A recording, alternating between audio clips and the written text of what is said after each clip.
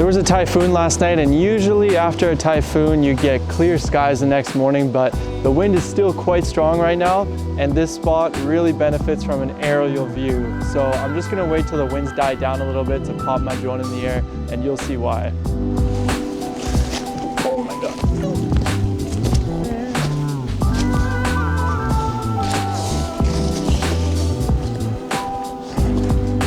Damn, with all these ferns, it kind of feels like home.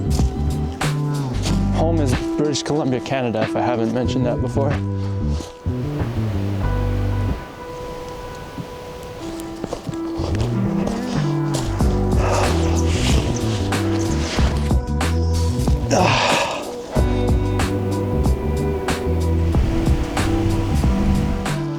So, still getting these big gusts of wind, and I'm hesitant to put the drone in the air just because I got it back repaired so recently, but I'm sure it can handle it, and I don't want to wait around too much longer, so just gotta get it done. I tried, but I couldn't get high enough to get a good visual of the lake. This is not sped up footage, that's just how fast the clouds were moving because of the strong winds. So I was getting strong wind warnings on my drone, so I decided to land it and descend down the mountain to get some reception and get some work done while I wait. I like to check windy.com. It's a great resource, and I can tell by this that I will be waiting until tomorrow morning for calmer winds. I was parked up at the only restaurant in this small town, which appeared to be in an old school.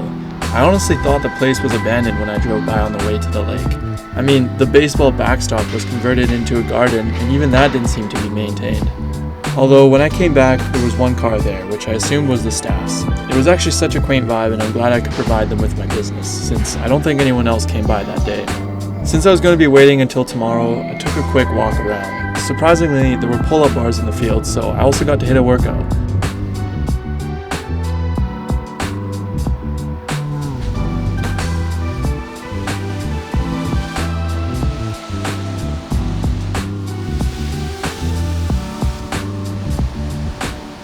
There was not much else in town though, so I got back to the van to get some work done before heading back to the lake for the night.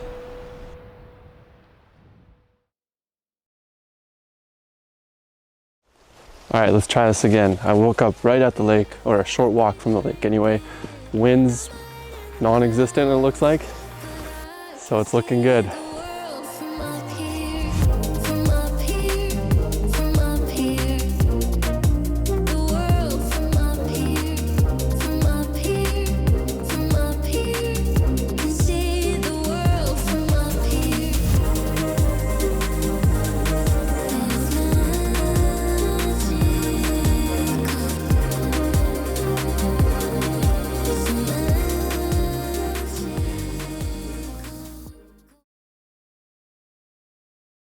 Toyoni Lake is very far from anything else I wanted to see, so the next couple of days were mostly driving up the south coast to my next location on the itinerary.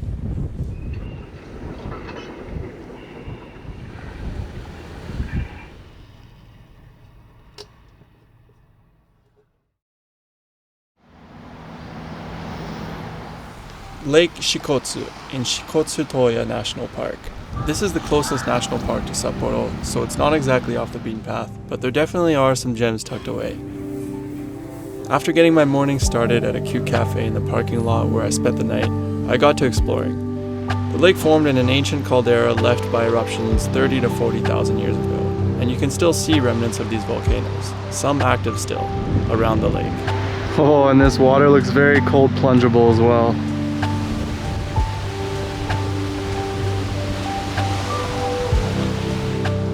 The next spot I had in mind was a short 15-minute walk from my parking lot, but it's super easy to miss if you're not careful. There's no marker, you just have to follow Google Maps and take a turn into the forest at some point.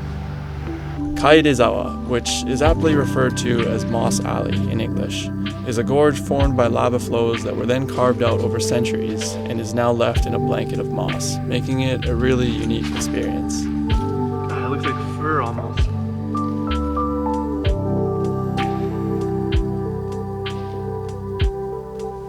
You can use this trail to climb the nearby summits, but that would be for another time.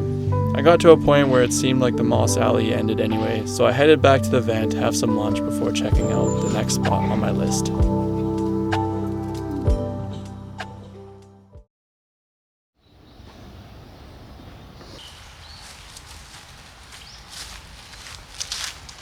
The next spot I have on the list is a recommendation from Koki on Instagram. Thank you, Koki. But I'm running out of daylight because I got a late start and the sun sets so early here in Japan. So I've been jogging most of the way. Hopefully I can get there before sun sets.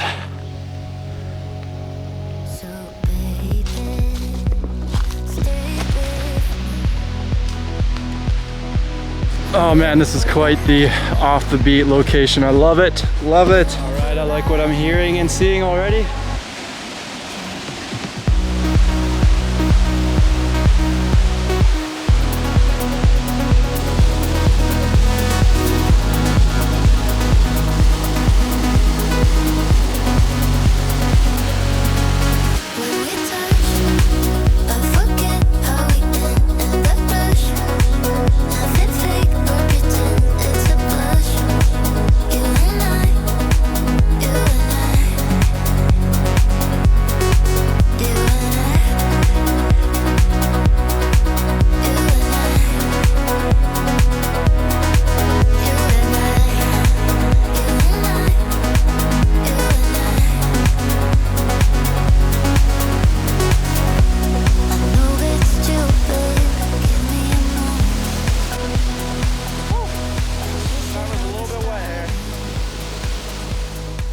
Not too bad. That was sick. I stayed the night at the campsite on Lake Shikotsu, and it was quite busy since it was a weekend and in peak fall. It was also the last weekend that most campsites in Hokkaido operate due to the incoming winter weather. Also, something no one tells you about regarding fall in Japan is the stink bugs. Stink bugs were everywhere around the bathrooms and even swarmed my van. I was getting rid of them from outside and inside of my van for the next few days.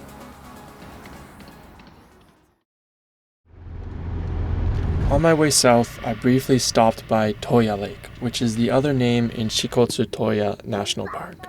It was also beautiful, but weather wasn't great. I had lots of work to do, plus I did want to keep moving, so I had an onsen with a view over the lake before I was on my way again. On my way up to Hokkaido almost a month ago, I took the west coast, so this time I returned to Hakodate via the east coast.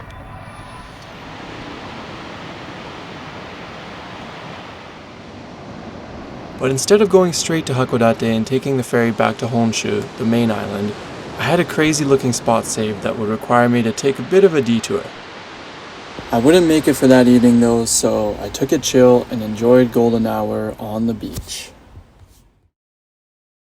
The next morning, I woke up early for a couple reasons. One, so I could have this so-called crazy spot I was talking about all to myself, and two, because 7 a.m. was low tide, and you can't enjoy this place at high tide because it gets completely submerged. This is a hot spring that emerges right at the ocean, and there are a few pools that have been built to trap the hot water, which makes it an incredible spot to relax in while listening to the waves crashing. A couple of the pools were lukewarm because ocean water would seep in with some of the bigger swells, and you can see fish swimming around and crabs enjoying it too. One pool was just way too hot.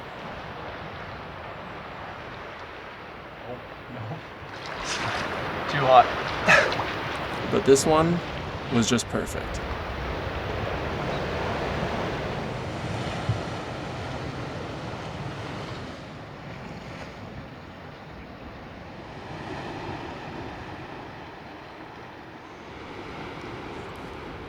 After some time relaxing in the ocean onsen, I headed over to the source of this hot spring, the active volcano Esan. It looks like it's only just a short jaunt up to the top, but quite the landscape.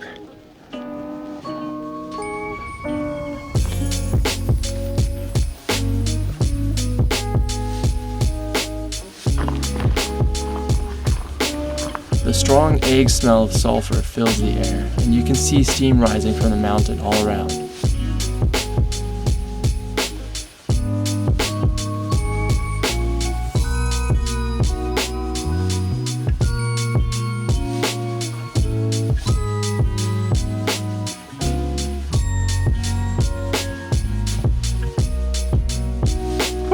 The sulfur egg smell is prominent.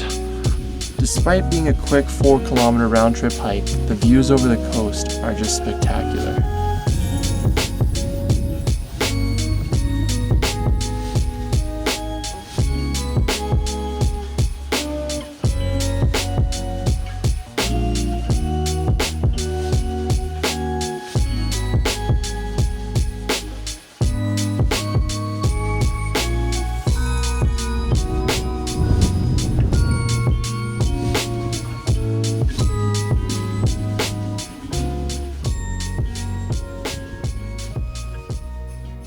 I then descended the mountain and made the drive over to Hakodate to see if I could get on the ferry to Aomori.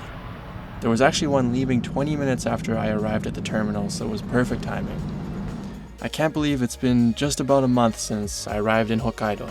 It was much too short. But I'll be back for some skiing and hiking later in the year, so this is not farewell, but just to see you later. And anyway, there's so much I cannot wait to see back in Tohoku. So stay tuned and stay inspired, my friends.